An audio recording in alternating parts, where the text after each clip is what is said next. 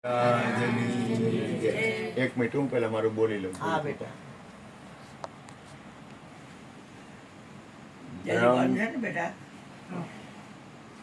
બ્રહ્માનંદમ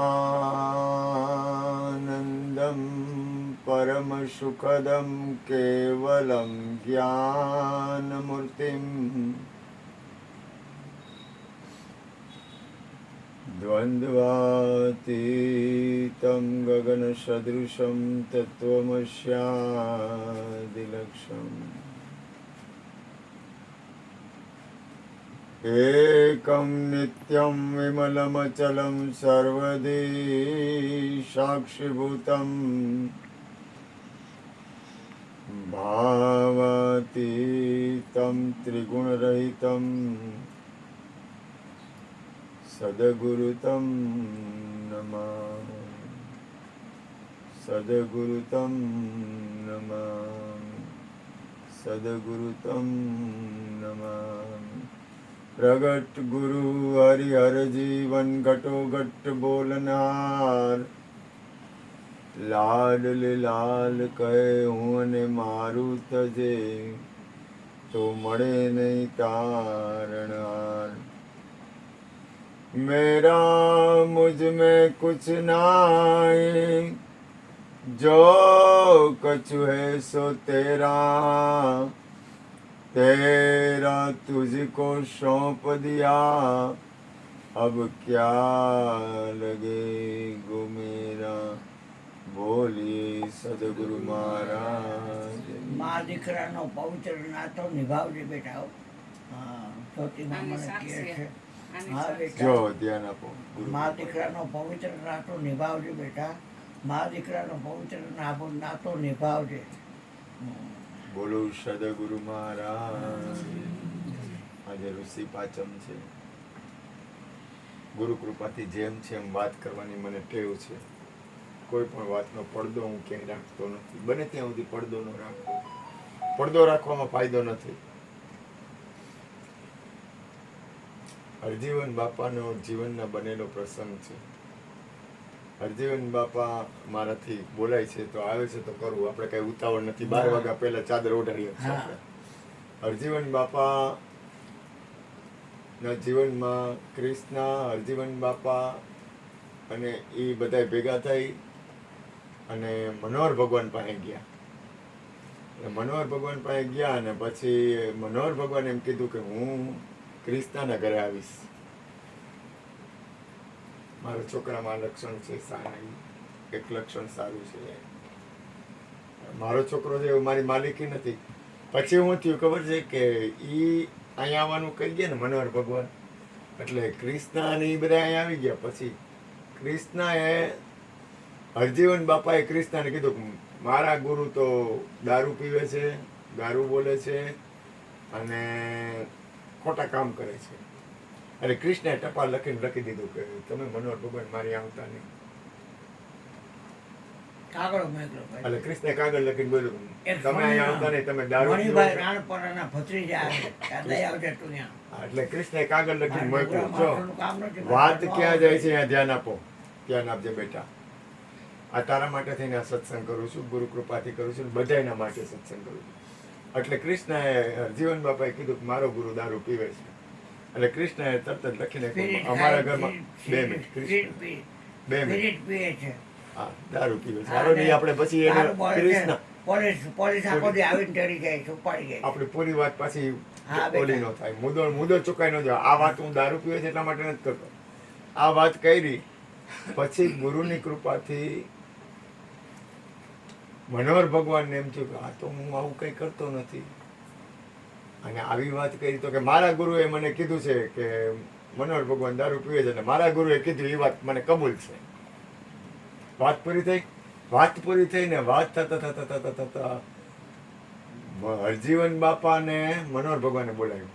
એટલે હરજીવન બાપા ગયા મનોહર ભગવાન. પછી ભેગા ગયા ભૈલુભા, દેવસિંહ મહારાજ મને યાદ છે હું કહું.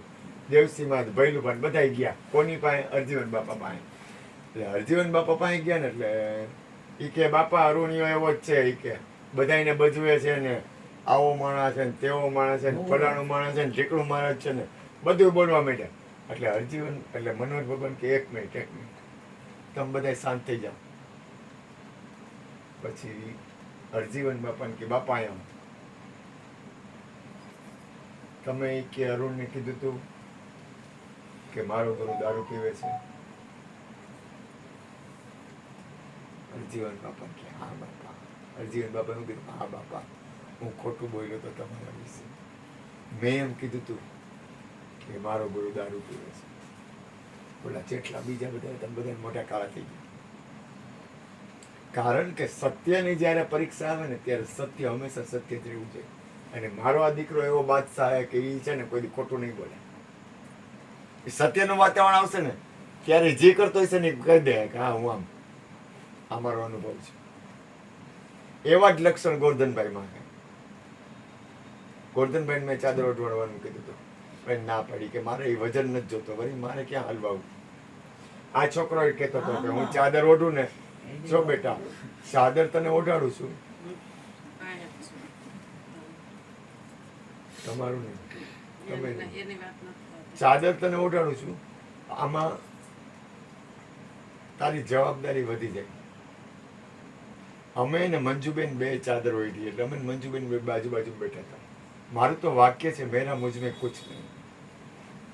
પછી મંજુબેન એ કે મંજુબેન ઉપદેશ કરે એટલે કહી દે ચોખ્ખા શબ્દમાં આ બધું મારા ગુરુનું છે. કૃષ્ણ કે આ બધું મારા ગુરુનું છે. પણ કૃષ્ણ ગુરુના પદ ઉપર નથી બેઠા, ગુરુના પદ ઉપર રહે છે પણ એ ઉપદેશ નથી કરતા. હવે જ્યારે તું આ જગ્યાએ બેહીશ ને એટલે તારી જવાબદારી વધી જાય. તું માલિક નહીં બન. તારું ધ્યાન મારા આમું છે ને તને સમજાય છે ને બોલ, પણ તું કાંઈ નહીં કર ને તોય તારે ભજન કરવું પડશે. તું કરસ જ પણ મારી માલિકે કાંઈ નથી. તો મારી રાતની એક જ પ્રાર્થના હોય કે હે પ્રભુ આ વિશ્વમાં કોઈનું કલ્યાણ ન થવું જોઈએ, મારાથી કોઈને દુઃખ ન થવું જોઈએ, મારું જીવન એવું ન હોવું જોઈએ કોઈને તકલીફ પડે. આ મારી બહુ પ્રાર્થના હોય, મારી રાતને દી પ્રાર્થના હોય, 24 કલાક પ્રાર્થના હોય. કારણ કે હું એક એવા પદ ઉપર બેઠો છું. મારાથી બને ત્યાં સુધી મારી અંતરની પ્રાર્થના હોય, 24 કલાક પ્રાર્થના હોય. અને એ જ્યારે પ્રાર્થના તારી સાંભળી જાય ને પછી તારી ચિંતા મુક્ત. આજે અમે હું ગમે એ કરું ને, આજે હું તમને કહું હું અહીંયા બેઠો છું ને હું ગમે એ કરું ને તમારા બધાને ધ્યાન કેના ઉપર હોય? મારા ઉપર હોય. એમ અશ્વિન ગમે એ કરે ને, તું ગમે એ કરશ ને પણ તને ખબર ન હોય બધાનું ધ્યાન તારા ઉપર હોય. પછી આપણને ખબર પડવી જોઈએ કે આપણી દ્રષ્ટિ આપણા ઉપર બધાની નજર છે. બધાની નજર છે એમ નહીં, એ તો જવા દ્યો, પણ તારો વિચાર છે ને એની નોંધ પરમાત્મા કરશે. કારણ કે તું એક પદ ઉપર બેસ. અને મારા હૃદયમાં આજ નહીં, ગુરુ મહારાજની મારી પ્રાર્થના છે, મારા શરીરના કટકા થઈ જાય ને તો મારા તરફથી તારા ઉપર આશીર્વાદ હશે, એમાં શંકા ન કરતા. તું ગમે એ કરીશ ને, ગમે માલીશ ને, જો હું તને એવું હાલવાનું કે કરસ કે એમ નથી કે હું આ બધી ચોખવટું કામ કરું છું, તું તારા જીવનમાં કોઈ ગભરાઈ ન જા. તારા જીવનમાં તું કોઈ દી ગભરાઈ ન જા. એટલે હું તને વિશ્વાસના ઘરમાં લઈ જાઉં. તું ગમે એમ કરીશ, કરવાનું નથી કહેતો, તું ગમે માલીશ ને તો મારા તારા માથે આમ જ આ થઈશે.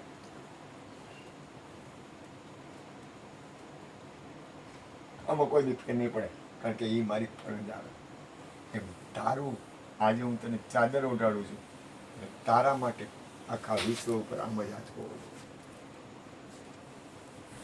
કંચનબેન છે ને એ માં છે, ગુરુના પદ ઉપર નથી. મારા કરતા એ આગળ હોય ને તો ગુરુનું પદ ઉપર ચાદર નથી ઓઢાડી. કૃષ્ણા છે ને એ ગુરુના પદ ઉપર છે. ઉપદેશ ટાઈમે ગુરુના પદ ઉપર કૃષ્ણા બે, કંચનબેન નથી બેઠા. એને શ્રેષ્ઠ જ માનવાનું છે. જો તમે ભૂલ ન કરતા કે હું તમને આ એક રીત બતાવું છું. આ છોકરી રહી ગુરુના પદ ઉપર નથી, એની અંદર પ્રગટ જ છે. એની અંદર પરમાત્મા નથી, પ્રગટ રમે. પણ ગુરુનું પદ એની પાસે ન કહે. ગુરુનું પદ તને મળ્યું, ભલે નિમિત્ત બની, ભલે તું નિમિત્ત બન, તારું ભલે માને, તો ગુરુનું પદ છે ને આનું છે. એટલે એમાં તમે કાંઈ આજે મને ભલે હું તમારા બધાનો સ્વીકાર કરું પણ મારી જે જગ્યા છે ને એ જગ્યા છે ને એ સ્વીનાથી અલગ છે. આજે કેટલા લોકો સુખ પામે છે. આ સત્સંગમાં કેવું થયું વાતાવરણ, દિવ્ય વાતાવરણ થઈ ગયું આખું. આજે કેટલા લોકો, હું સત્સંગમાં ખાલી ગુરુ કૃપાથી ગયો તો મને કેટલી કલાક નથી મળી બોલવામાં સત્સંગમાં, ભજન ત્યાં કલાક નથી મળી, આખું વાતાવરણ દિવ્ય થઈ ગયું. અને અહીંયા એવા બાદશાહ હતા ને કે જે મારું એક શબ્દ મારો ન આવે એની બદલે કાંઈ ઘટે નહીં. એટલે એ મારું કાર્યક્રમ નથી, ગુરુનો કાર્યક્રમ. એમ જીવનમાં એક વસ્તુ યાદ રાખવી, હું તને અત્યારે ખાસ એક કોઈ દિવસ અહમ ન કરવું કે મને બધી ખબર છે. બીજું, જ્ઞાની કોઈ આપણને કહે ને તો કહી દેવું મને જ્ઞાનની ખબર નથી.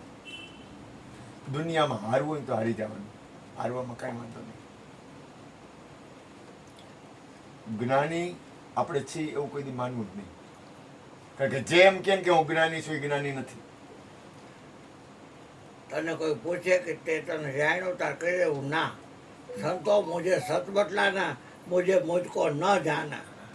એટલે જો આમાં તું જેટલો હેઠો બેસી જઈશ ને હું આ મને જાણું તો બે દુનિયામાં તને થાય. આખું આમ જો કોક બોલ્યું તું, હું મને જો જાણું ને તો બે થાય. કોક બોલ્યું તું કે ગુરુ કરતા હસીને ડંકો વગાડશે એના કરતા બધા. ખાસ યાદ રાખજે, આ દુનિયા અને સંસાર છે ને સંસાર. હું આ ગુડી મને કેવડો પ્રેમ કરે, તું મને કેવડો પ્રેમ કરે, પણ હું કઈ ભૂલ કરું ને તો મને તમાચો મારે. જે મને ફૂલનો હાર પહેરાવે ને મને કાંટાનો હાર પહેરાવી શકે. આ દુનિયાના બે રંગ છે. જો હું ગુડીનું નથી કહેતો, મારી ભૂલ થાય ને, આ તું છો, તું હમણાં કંઈક એવી ભૂલ કર ને એટલે કંચનબેન, આ જ કંચનબેન તને ફડાકો મારે.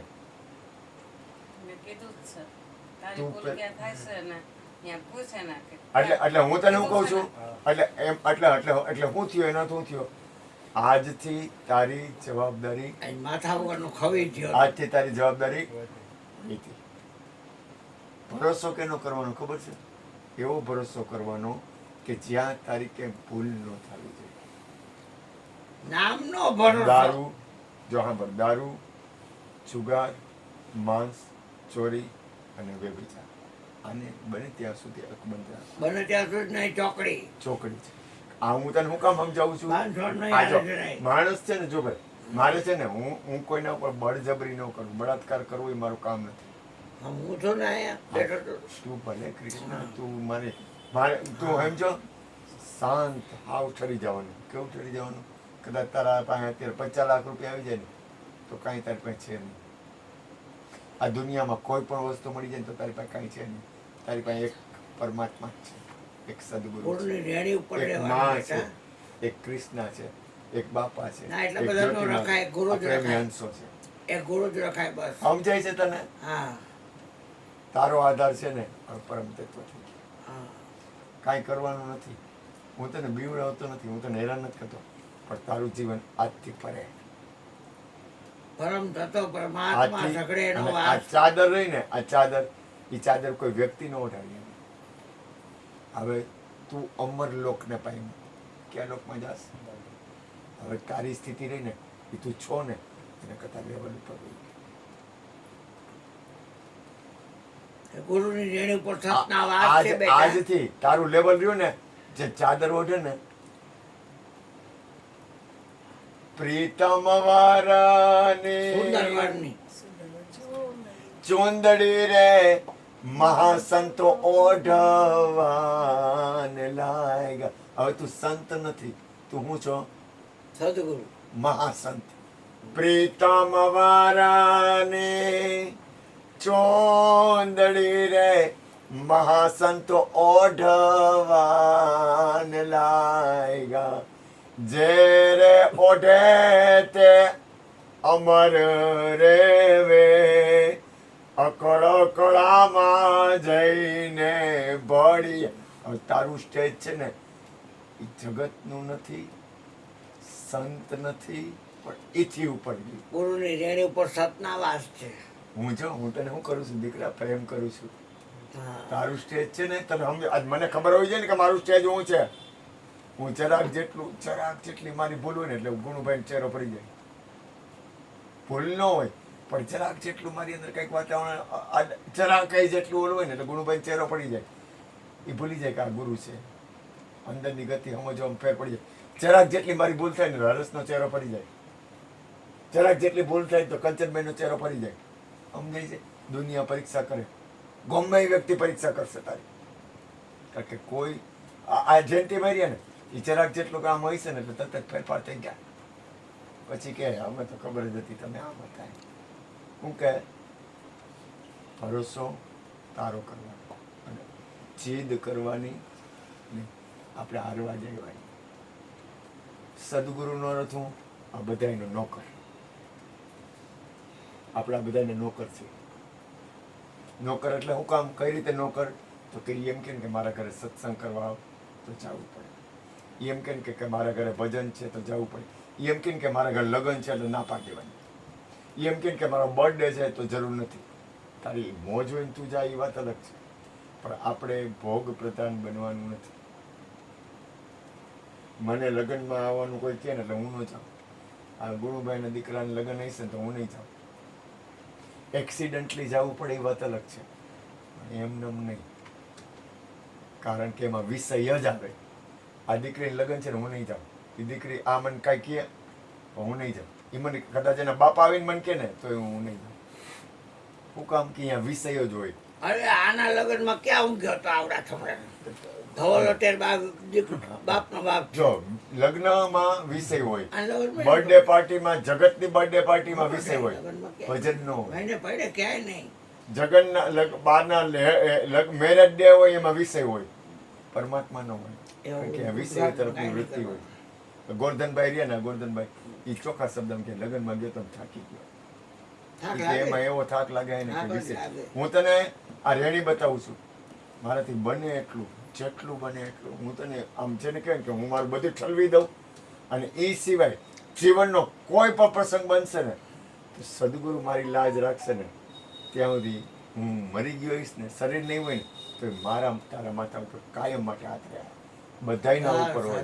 સમજાય છે? અને કોઈથી ગભરાવાનું નહીં. એટલે આ તો બાળક છે ને, હજી તો આ બાળક છે.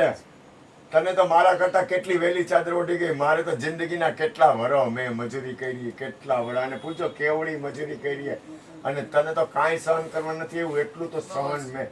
અને પૂછો મેં કેટલું સહન કર્યું હોય.